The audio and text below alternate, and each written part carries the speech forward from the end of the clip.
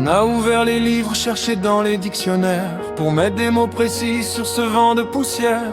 On parle d'endémie quand le mal est habituel, installé dans la ville, devenu presque réel. Mais soudain tout s'accélère, le chiffre devient anormal. L'infection se propage, c'est le choc épidémial. Une zone géographique, une population touchée. Le germe trace sa route sans jamais s'arrêter. De l'épidémie à la pandémie, le monde change de visage, le temps s'est ralenti. Quand les frontières s'effacent sous le poids du nombre, on cherche tous une issue, une lumière dans l'ombre. Ce n'est pas la gravité, c'est la propagation qui dessine sur la carte notre nouvelle prison.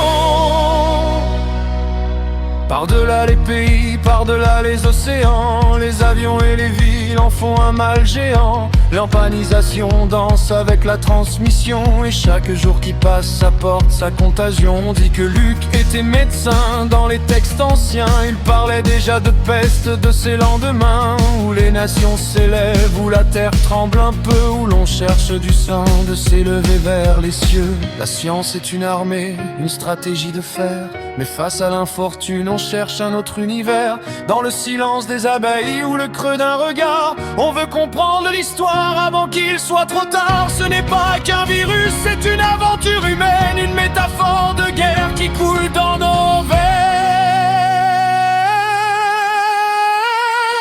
De l'épidémie à la pandémie, le monde change de visage, le temps s'est ralenti. Quand les frontières s'effacent sous le poids du nombre, on cherche tous une issue, une lumière dans l'ombre. Ce n'est pas la gravité, c'est la propagation qui dessine sur la carte notre nouvelle prison.